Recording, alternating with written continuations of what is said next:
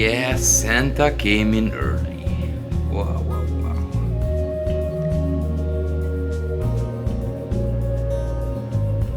Hey guys, Merry Christmas to everyone watching. Hope you're all safe with your family, eating good food, unboxing some great figures. And in today's video, I'm gonna unbox and review the Sandtrooper Sergeant and the Dewback in 1/6 scale here by Hot Toys. So stay tuned, grab yourself something to drink or eat, and let's dig in.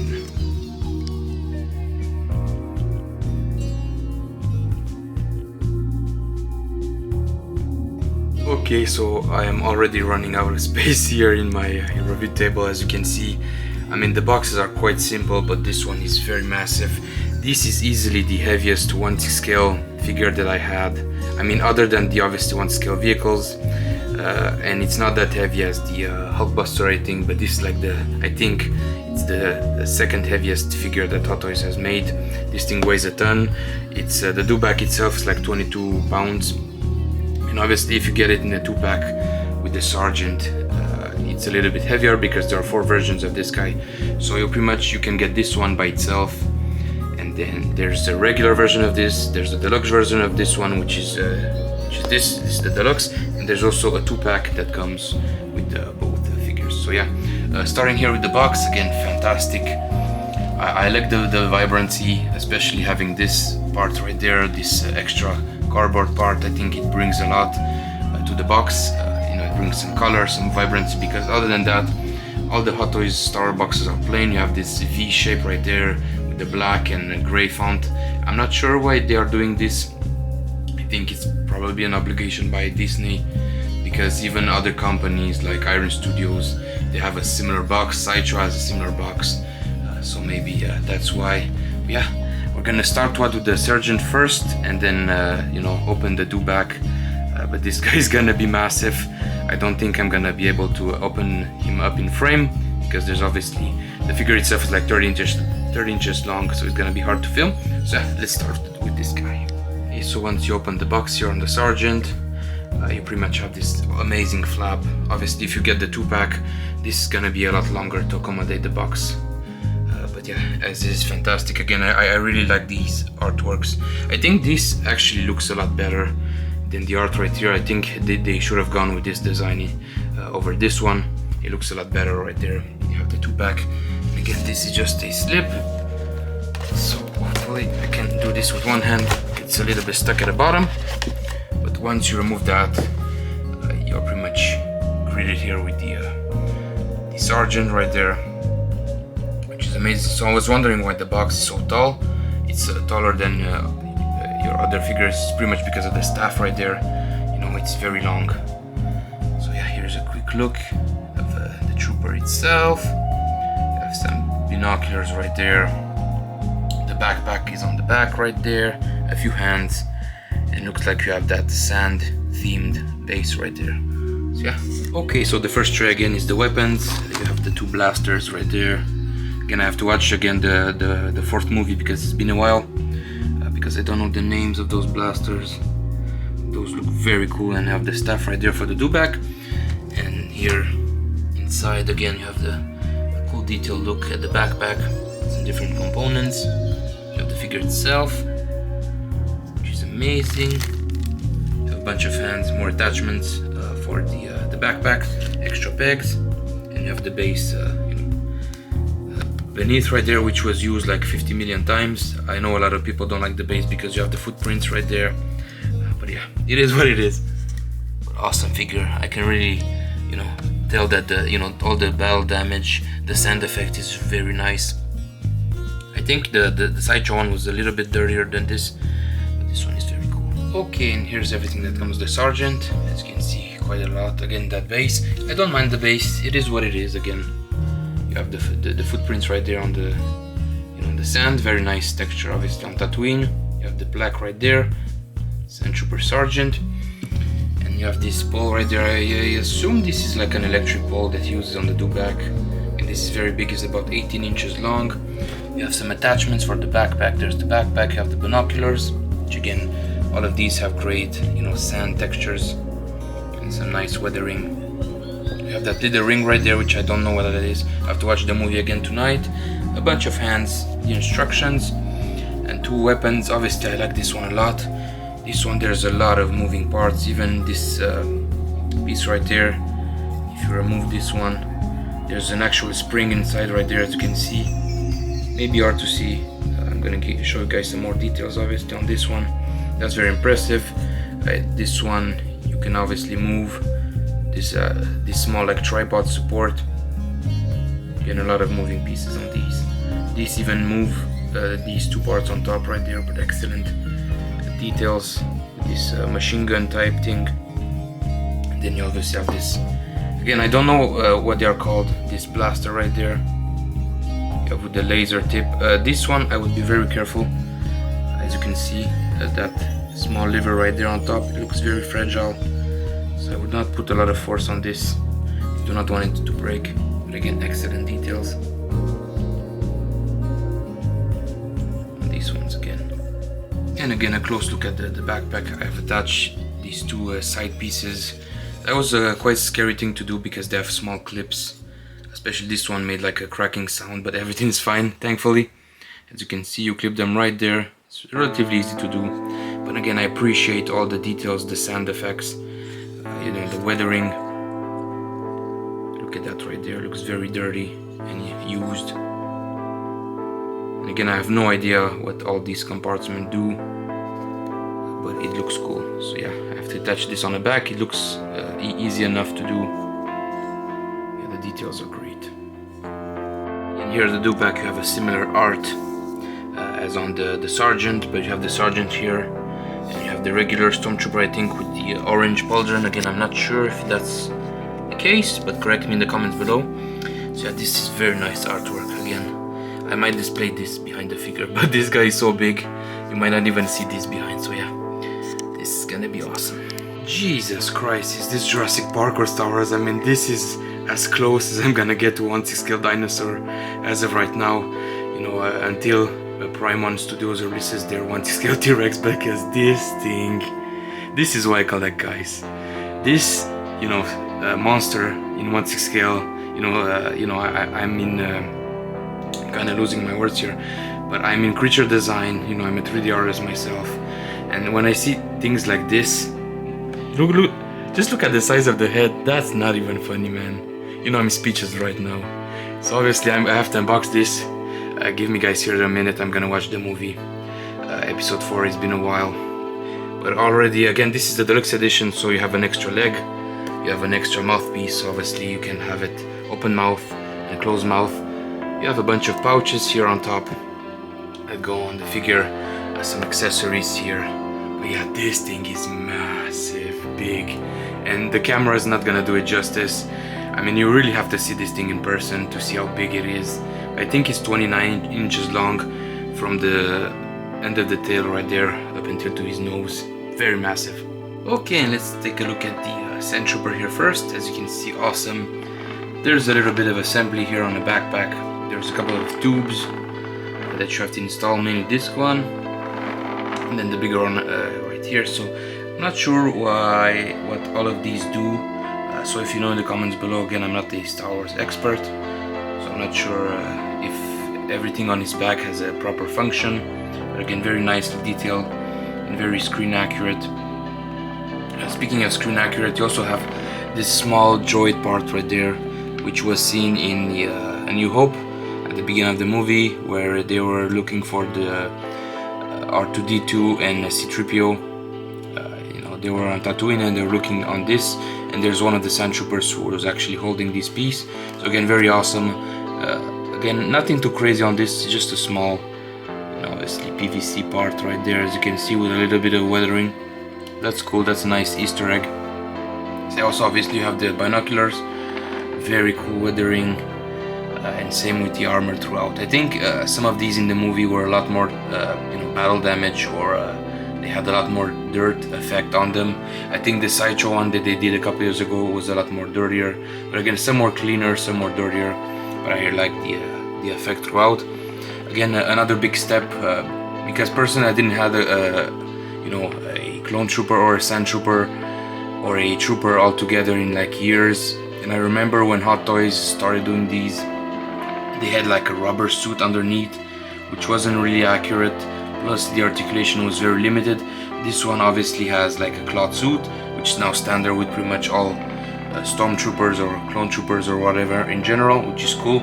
It reminds me of the old Sideshow ones. They used to have the same suit underneath, which is interesting to know. Back in the day, they were doing a collaboration with Hot Toys, you know, before Hot Toys got the license to Star Wars. So that's a pretty cool Easter egg right there. You can have this baton right here. I think this might be like an electric baton that he uses on the Dewback, which I'm gonna look at in a few seconds here. So yeah, this one is very awesome. Again, I'm gonna do some poses on him, with him on top of the Dewback. It's a very cool, you know, figure in general. Again, some people don't like the fact that you have the sand prints, the footprints on the sand right there. Although the figure fits, you know, perfectly on top. It doesn't bother me, but again, I think Hot Toys was using this stand for like, I would say over 10 years, easily, if not more. So again, it's not a big deal. It is what it is. My only nitpick with this guy is maybe the articulation, you know, on the head is a little bit limited, just because you have the pouch right there, the shoulder pouch, and then you have you know, an extra piece that holds everything together, and that can be a little bit limited in terms of like up and down. He looks up very nicely, but down it's quite limited, as you can see. But side to side is very cool. So in terms of accessory, obviously comes with 2 extra guns, as you can see. Very cool details on these. I think the other one has movable parts. This one doesn't, which is okay. Again, you have a nice wire right there. Nice details. Again, this one looks like a big machine gun right there. You obviously have this part that moves down. So yeah, a lot of different mechanisms on this gun. Very nice. This is actually my favorite one. I think we can do some cool poses. And again, like I showed in the unboxing part, you have a bunch of hands here that pretty much holds everything you need. Some fists right there. So yeah, very cool. Oh my god, this thing is massive, guys. Again, if you saw the unboxing earlier, you know, my jaw was on the floor when I opened this. You know, like I said, this is probably the closest as I get to one 6-scale dinosaur. In the meantime, this is huge. It's about 31 inches long. And what a fantastic piece. This one, again, the details in the scaling, you know, all the details. There's a few some of the assembly required, like these. You have 2 pouches on each side. You have to clip those on. That's not a big deal. And he comes with some extra pieces that you can put on the figure. Obviously, this is the deluxe version, so you have this extra foot right there. You know that I'm actually use this one just because this one I like the motion, but I don't like it's kind of touching the ground, and you can actually scratch you know, the paint off. And then obviously, again, being the deluxe, you have the closed jaw right there. This is not too difficult, you know, to install. You have to remove some of those pieces right there, detach like the collar piece from the neck right here. It's kind of, I think it's a leathery material that has a velcro underneath. These, as you can see, you can just, you know, pop them out like that. So again, it's pretty cool. But the paint application on this guy is phenomenal. Looks very realistic, especially the nostrils right there, the eyes. I'm not sure if the eyes are a separate piece.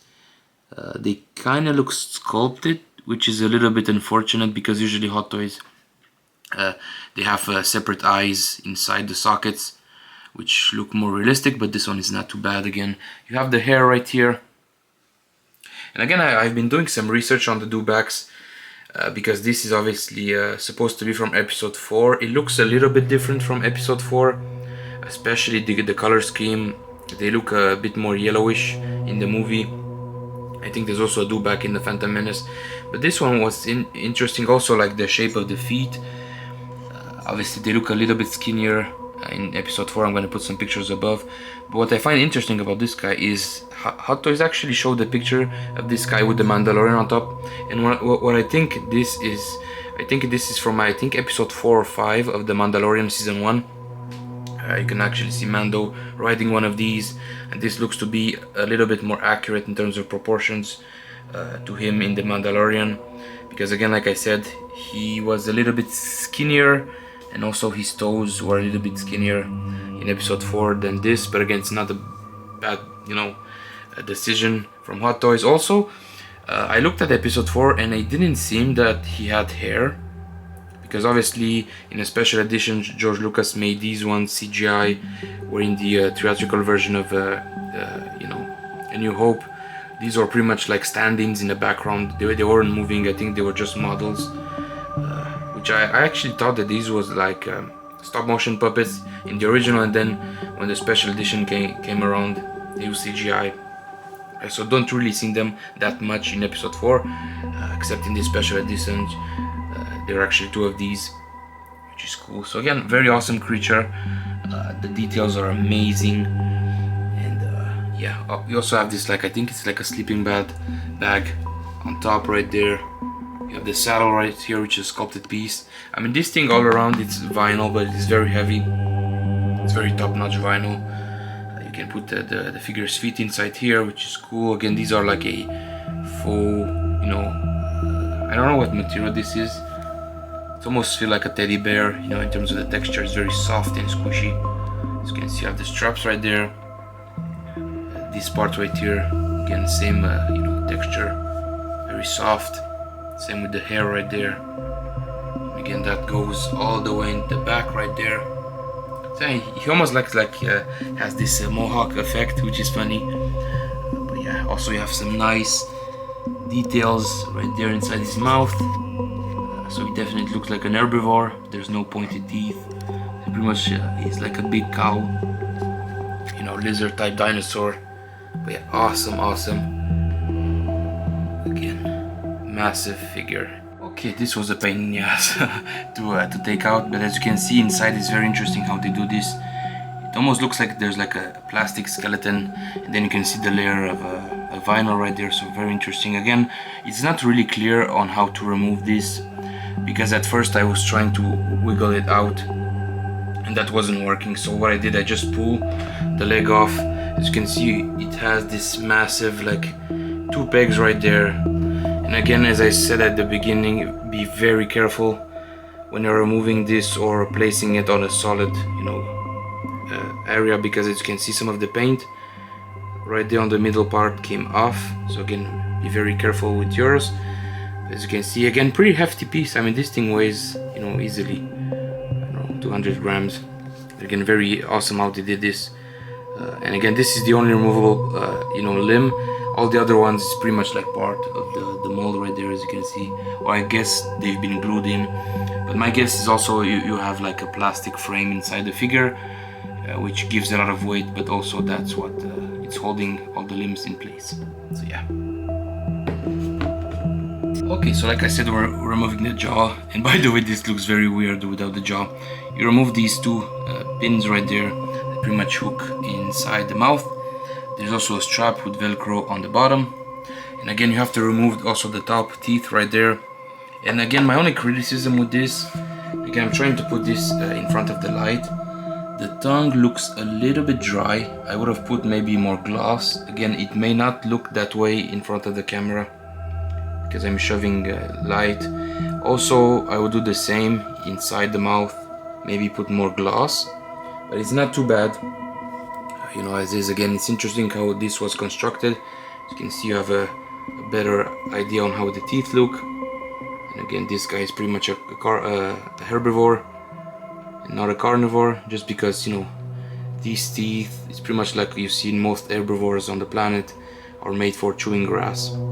So they look nasty. As you can see, this guy looks like he has cavities in all his teeth. But again, awesome piece. Again, the top part is the same. You have this pinkish color. Again, this would be like this. It magnetizes on top. There's a magnet inside there. And again, the details, very nice. And there's how he looks with the mouth closed. Again, I would prefer my open mouth, to be honest. There's a lot more detail, and again, it's not a bad look. It's very difficult on how they did this, because when you put the mouth in, you have to align these two pegs right there, you have to slide them in place and then it magnetizes on top, but it's very difficult to do that. So again, it would have been cool to if they would have made that a little bit easier to do, but again, it's not the end of the world. So that's how that looks. Yeah, and this is not the easiest thing to do in the world, obviously. When putting the Sandtrooper on the Dewback, there are some limitations because of the armor. I mean, not because the figure cannot do it, it's just there's a lot of collision, you know, with the thighs and then that crotch armor. It's not that easy to do, as you can see. There's still a little bit of a gap, you know, on where he's supposed to sit, like flush. I was able to get, you know, the legs inside there. It's not the easiest thing to do. Maybe I'm doing it wrong, maybe I have to twist the armor around, but it's not too bad, but it doesn't look 100% natural. So yeah, also a few different things you can do with the accessories. Obviously this big baton, you can pretty much put this in between, you know, his legs. You can have it, you know, sit right there. You can also do the same with the weapons. If I can demonstrate that, although it's gonna be difficult, I guess you can actually put, or you know, put like the weapons in between the straps and have them sit right there. You know, if you're not, you know, obviously having the trooper. But yeah, very awesome display. Again, not my finest work because I'm pretty good at posing figures, but this is giving me a hard time, you know, to do something good right there. So it's not too bad, but it's not, you know, it could have been better. Also, putting this in his place was a very difficult. The easiest thing would put the Dewback in between my legs. I know it sounds weird, and then align the jaw, you know, as the figure sits upright, because it's easier. You pretty much have to slide. There's two sliders, and that goes flush inside, and then there's two magnets on top. But yeah, if you're doing it like from the bottom like this, you're gonna have a very difficult time, and you can also risk damaging your figure. So again, take your time. It's definitely doable, but it's definitely a pain. You know, swapping the leg, I think, was more difficult than you know, swapping the jaw. So just a heads up, you know, with that. Okay, take two here. As you can see, it sits a little bit flush right now. I think the whole goal is to move the thigh armor because it's pretty much loose from the body. So you need to move it like, you know, in that direction, so you leave space. But then the issue is the belt likes to move up. Oh, and I almost, damn, that would have been bad. But as you can see, it's still not stable enough. It's pretty wobbly inside this. So again, take your time, but be very careful because this guy almost fell. So yeah. Wow, this is a beast. Now I would go as far as to say that this is my favorite Star Wars figure set ever made by Hot Toys, obviously. Again, I know some people may argue that can be a Darth Vader, that can be an Anakin Skywalker. Whatever the case is, this is just my opinion, as usual, guys. But yeah, the level of details, the heft, the size, again, 31 inches long. Again, in person it's a lot taller, and it's also about 13 inches long. To this part, obviously, if you have a trooper on top, it might be 15 and a half, 16. So make sure you have enough space, you know, in your garage sale, because again, this is not gonna fit in a detail. Obviously, you have to be realistic here, unless if you're putting, you know, him on like two details on top, that's gonna fit nicely. We have a very nice figure. Again, some of my issues putting the leg on, swapping the leg, swapping the jaw. It's not easy to do. You have to align all the pieces. When I was removing this one, you know, to swap it out, I almost thought I was, you know, breaking the damn thing, because there was like two clips inside, and those stay in very securely. They have their own grooves. And again, I was wiggling it and it wasn't moving, so I had to, you know, kind of, you know, rip it out with force. And again, it's not gonna damage the figure, but you know. But yeah, other than that, again, it's difficult to put him, you know, in a sitting position without him falling. So again, that's not because the figure cannot move, it's mostly because the armor is on top. Also, the amount of accessories is good. Would have been cool to have like a sand base on this guy, kind of like the Sideshow one. I don't think the price would have been too crazy. If they would have included that probably would have been $40–50 more. But I would have loved to see like a sand base on the bottom. I think that would have made things a little bit more interesting. Not that he needs it, because again, very stable. But I just think that having that Tatooine kind of theme base would look a little bit better on this figure. So yeah, again guys, thanks for watching. Make sure to subscribe, give me a like, let me know in the comments below as usual what do you think about this massive beast. And as usual guys, happy holidays, have a great new year 2026, and see you soon on the next video. Take care guys, bye bye.